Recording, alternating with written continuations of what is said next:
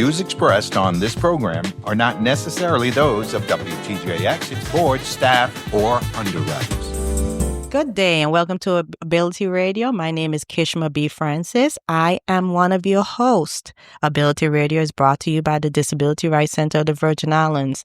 We are located on St. Thomas and St. Croix. Today we have two special guests and they will introduce themselves in a moment.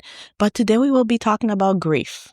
And grief affects adults differently to children. So, guests, if you could introduce yourself, let's start with Dr. Nisbett. Good morning, everyone. My name is Dr. Muria Nisbett. I am the U.S. Virgin Islands Vet Center Director. So I provide counseling for veterans and their family members, mostly veterans who were deployed, and just helping them to re-engage and readjust back into civilian life after their military service. And hi, good morning. My name is Destiny Samuel. I am a coordinator at the immunization program. I also teach pantomime dance and I'm also a life coach. I work with a lot of youths. I going into the school and also teaching dance at my church. Welcome, ladies. Welcome. So today we're going to talk about grief. So if Dr. Nisbett, can you define what is grief? Okay, so the definition of grief is basically a feeling of sadness and coping with loss. It usually happens after the death of a loved one or experiencing some type of event that disrupts your normal living. So it's this overwhelming cloud that comes over you where you feel like something in your life is missing. It could be a person, it could be anything, but just having that overwhelming sense of sadness, feeling like you can't move forward, something is missing in your life that keeps you stuck. There are different types of grief, which we will go over later, but grief itself is just that feeling of sadness and loss when something or someone that used to be a big part of your life is not there anymore. How does it affect adults? Grief can affect adults in several ways, emotionally, physically, and socially. When we say emotional, it causes sadness, anger, guilt sometimes, the fear, anxiety. It builds up lots of anxiety inside of us, even confusion. Physically, it can interrupt our sleep, the way we eat. Some people have the tendency to not want to eat when they're grieving. Some eat too much when they're grieving. And socially, it affects us with how we interact with others. Some of us, we withdraw. We want to go into a lonely room and just isolate ourselves. And it just interacts the way our behavior changes towards other people. So when it comes to grief, I know we've all been through grief. And I'm just listening to it and I'm thinking about all the different responses that I've done as a result of grief. What are the different types of griefs? Because it's not only the loss of a loved one. Mm-hmm. Grief is just loss in general.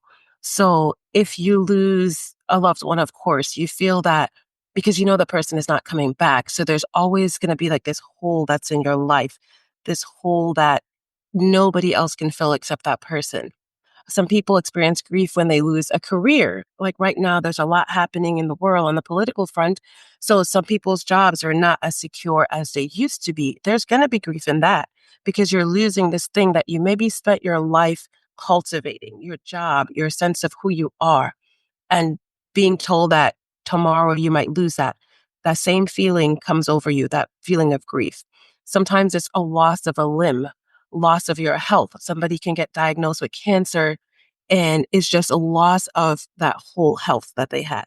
Today, I'm up and about. I can do anything. I can move about freely. I can do all my ADLs on my own. And then going to the doctor and finding out that's no longer a thing. So there's grief that comes from that. Losing your home. A lot of people went through that through the hurricanes, losing that thing that was your sense of stability. This is where I belong. This is where I call home. And to just one natural disaster can come in and interrupt that. There is grief in that. Or even losing a sense of self. Like the person that you're working to be, life happens and it can interrupt that. And it's like, oh man, I worked so hard to become this person, but circumstances change that. So now losing who I am, who I thought I was, who I'm becoming, losing friendships, even though the person might be very much alive, but your friendship might break down. And there's loss, there's grief in that too.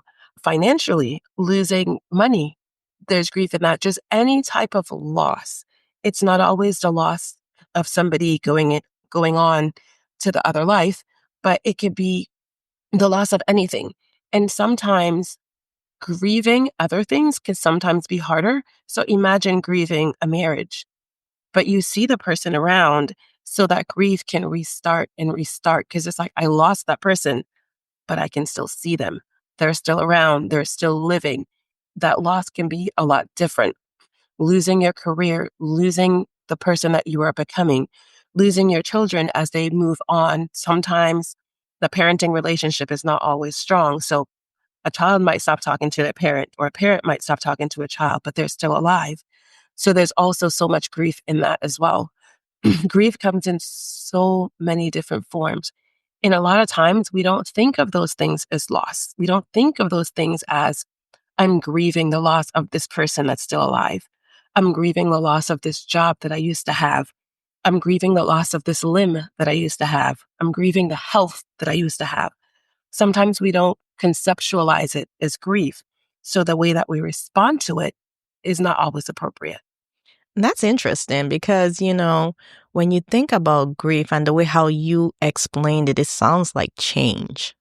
It sounds like just something changed that was a regular pattern. The person was consistent in your life and change came. So I'm just thinking along the lines of change. So we talked about how it affects adults. How does it affect children? Hmm. So when children go through grief, most of the changes are behavioral. So they can become super clingy. So if they lose a parent, for example, they could become super clingy to the other parent, or really distant because they might blame that other parent, right? So the way that they cling to the adults or the people that are left in their life, it can go one of two ways. They can hold on too tight or not hold on at all. Some kids might regress, so the behaviors might not no longer be age appropriate. A 10-year-old might go back to acting like a 2-year-old and maybe sucking their finger, maybe wetting the bed, just regressing in their behaviors. Some kids might show out in aggression because if they don't have the words to explain these really big feelings that they're having, they might have to act that out. And also with kids, denial. Adults do it too, but kids, denial. They might keep telling themselves, it's okay. Daddy's going to come home tomorrow. Mom's going to come home tomorrow. Grandma's still there. We're going to go see her this weekend, because they might not understand in their little minds that this loss is permanent. So there's that sense of denial, of not believing, not understanding that this loss is in fact permanent. Sometimes they have sleep changes. So they might have insomnia. They can't sleep, feeling restless through the night, trouble sleeping, or always wanting to have to sleep with an adult. Because again, if they lost somebody, that fear of losing somebody else, they might need to even sleep with their parents. Changes in their eating, they might not want to eat or overeat, right? And then they might have difficulty concentrating. So kids that are grieving, when they're going to school, we know how it is with grief sometimes, right? You take that time off, take a week or two, maybe the kid might be out of school, but eventually they have to go back into school and they have to resume normal life. And it might not be easy for them because they might not be able to concentrate. So they will be there and it's like they're listening to you, they're hearing you, they're seeing everything's going on, but they're not completely attached to that. And the lack of concentration, sometimes it can look like other things. So if you're talking to a child that's going through grief, even if it's been a day, a month, a year, 2 years, just understanding that that's something that will have to continue to be worked on. Because in their mind, they're searching for meaning. What does this loss mean? Because eventually they're going to realize it is permanent.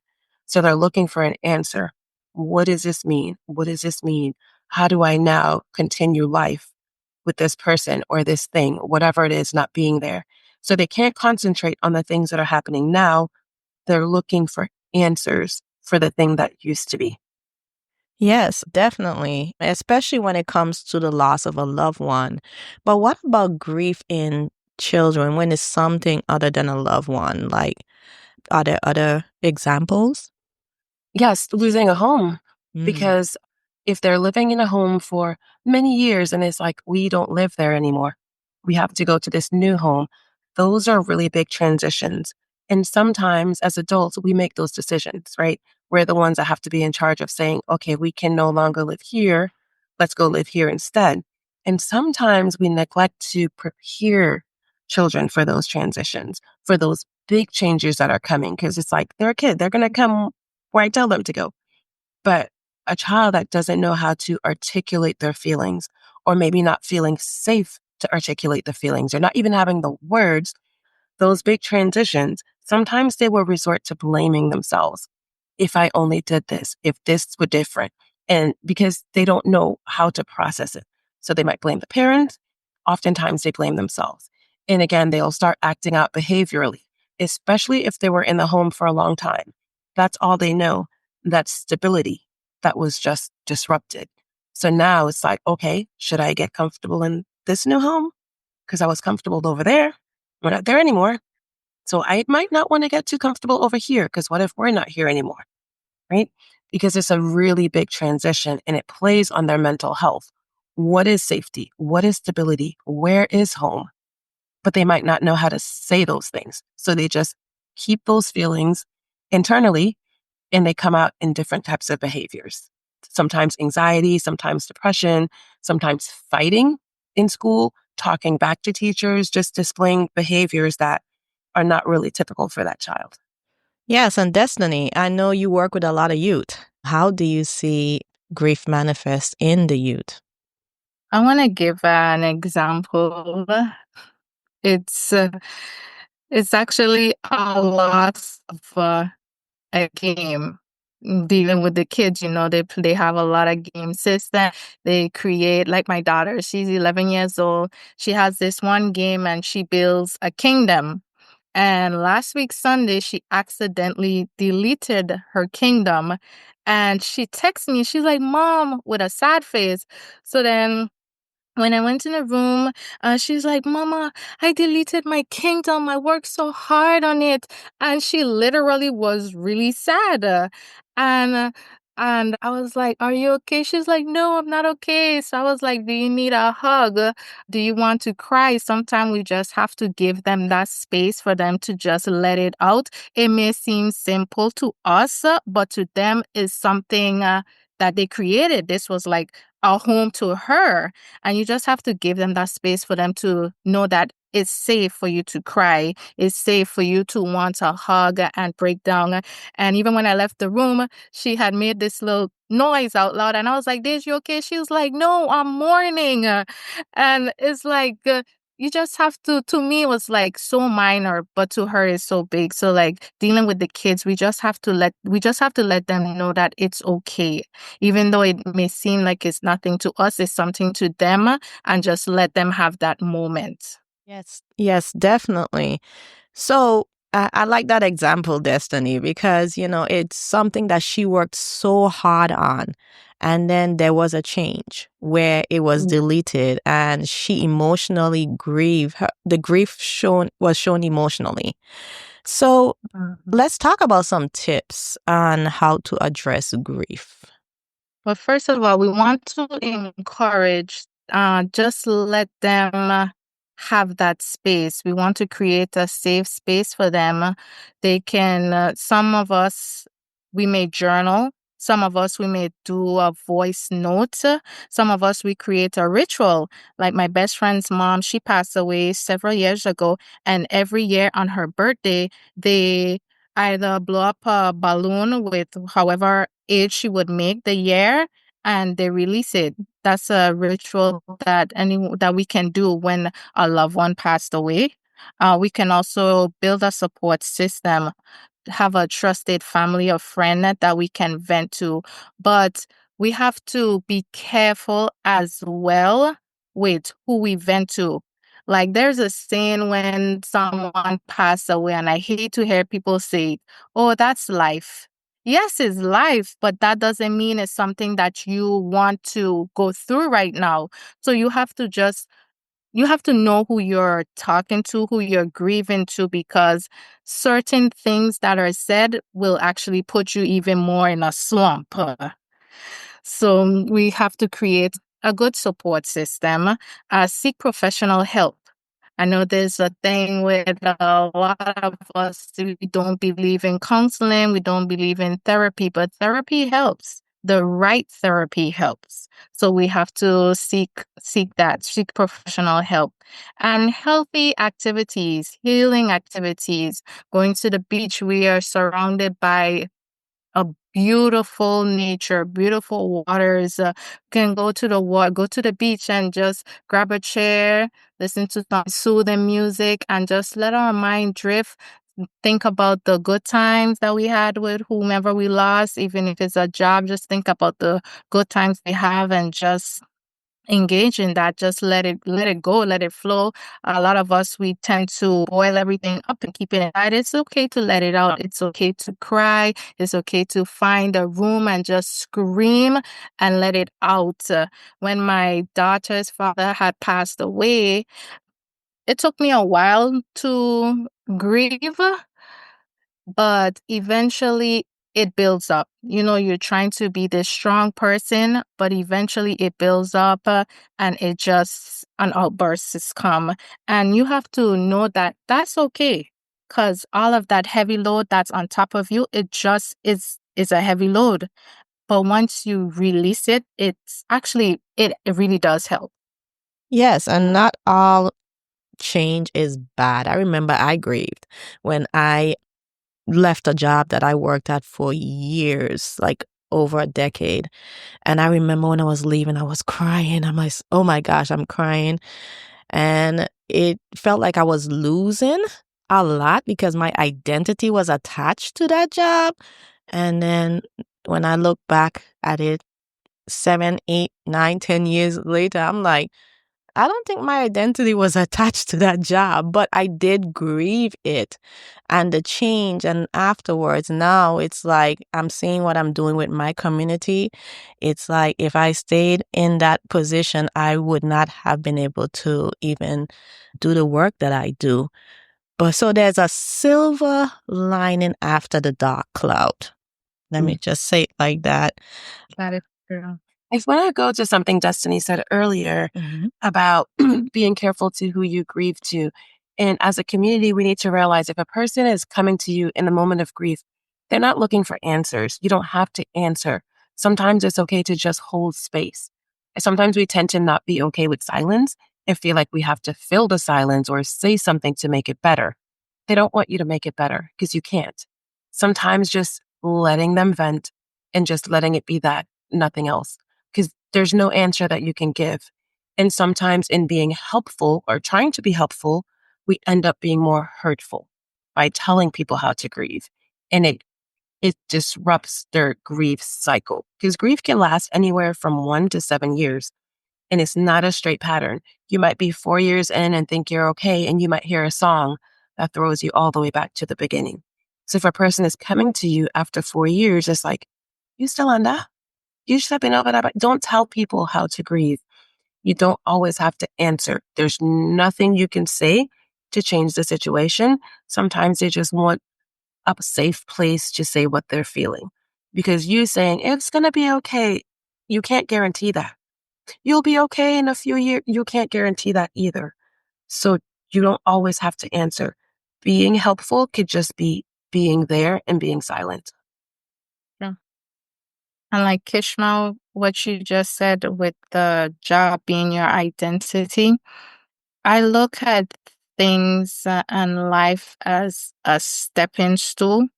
Sometimes the things that we think are setbacks are really setting us up for something greater. So losing our job, we may think, oh my gosh, I have to start all over. But it's actually creating a better door, a better opening for you as well. Yes, definitely. And it did. It did create a better opening, a lot of doors and windows. But when it comes to children, I really want to give our listening audience some resources and some tips on assisting children with grieving because it just makes me mad when I hear, oh, that child, our children are resilient. They will bounce back. They need support. They need help. So, if you could just provide some tips to the listening audience about helping children through grief, and it's not only the loss of a loved one, it's the loss of a home. It's if you were retained in school, that could be grief too. So, just some tips. So again, allowing them to talk, creating the space. And by creating the space, I mean going to them and saying, like, hey, I'm here if you want to talk. If they're not opening up, maybe you can start the conversation and saying how you deal with really difficult transitions, you deal with loss. Allowing them to go to counseling. I know we have this thing about my child is fine, they'll be fine. No, they're not. They might be okay in the moment, but we don't know how tomorrow is going to be. So allowing them to go and have that safe space with a safe adult, just so that they can have room when they're ready to say what they're feeling and be able to understand what those feelings mean, helping to normalize everything that they're going through. Taking time to play with your kids, not just online, not just video games, not just Netflix and chill with your children, playing with them because through play, kids are more able and willing to open up. Creating rituals like she spoke about earlier. Maybe you have a time where you sit and you color together or you go for a walk on the beach together, just creating those environments where speaking about things feels safe to do. A lot of times life is busy, right? Life is busy. We might not have time to do all of these things, but it's important to make time to be there for these kids. In the schools, allowing them to say, hey, if you have any issues, if you have any questions, you need to talk. I'm a safe adult. Letting the teachers show that they can be vulnerable too. How do they go through grief? How do they deal with difficult things? Because if we as adults are not saying it and showing that it's safe to say, they're not going to say it. So we have to also pull our walls down and be more open with our kids because they see us being open. They know it's safe to be open. Creating those activities, whatever it is that you can do within your home, within the community, for things that are free, going for a walk, sitting at the beach, watching the sunrise in the morning, watching the sunset, just creating those spaces where talking will now feel easier and not forced. And We Yes. always also letting them know it's okay to ask for help. Asking for help is not a sign of weakness, it's a sign of strength. It's okay to ask for help. It's okay to say the words, I'm not okay. We also have to take the time to learn our kids as well, learn their likes, learn their dislikes, their interests, so that whenever that they are going through a moment, we know, hey, this student of mine, she likes to color, like Maria said. You know, coloring probably is the moment that gives her the time to open up and vent. My daughter, she likes to draw. There's some kids like to play card games, Uno. We pull out we just have to take it back to when we were kids. What are the things that we used to like to do amongst our friends? And we just have to tap back into that childhood. We have to tap back into our inner child, and just reflect on the things that we like to do and participate. Do it with the kids, create that atmosphere of just feeling safe. And that creates the atmosphere of them opening up to you as well. And that's really good. For the next 2 minutes, let's just talk about resources. What type of resources are out there for parents and students when they're going through grief? I know most of them, if they have insurance or if they have Medicaid, they can get counseling through those resources. I know Family Resource Center is there, that they provide support as well. The Children's Museum hosts a lot of events where that creates safe spaces for kids to be and talk and open up. I don't know any other specific community resource, but I know for sure with Medicaid and other insurance, it does cover counseling and family counseling. So being able to take the child or going with the child, doing it as a family. Even in the church, a lot of families belong to churches. They have counseling at the churches. They have grief counseling at the churches. Being able to reach out to those resources that are readily available to you. If you're a veteran, the VA is here, the vet center is here. We provide those services as well. Yes, and the most important thing is if you're going through grief, you're going through change, you're going through loss, always remember that you're not an island. You live on an island. You may live on an island, but you're not an island. So reach out for support. Reach out to the community because it's always good to just have someone listen, like Dr. Nisbett said, just have someone listen. And, sometimes there's nothing you can say, but just that ear is so good at our time of need. So thank you very much, Dr. Nisbett. Thank you very much, Destiny. You are welcome. Thank you for the opportunity. And Thank you. And this whole show was brought to you by Disability Rights Center of the Virgin Islands. We are located in St. Thomas, above Deli Deck in Havenside, and on St. Croix by the old Kmart. If you may need any resources from us or you would like to reach out to us, our web address is www.drcvi.org. Or we can be reached by telephone at 340-776-4303. Thanks again to our guests, Dr. Nisbett and Destiny, for joining me and talking about grief. Have a wonderful day. The views expressed on this program are not necessarily those of WTJX, its board, staff, or underwriters.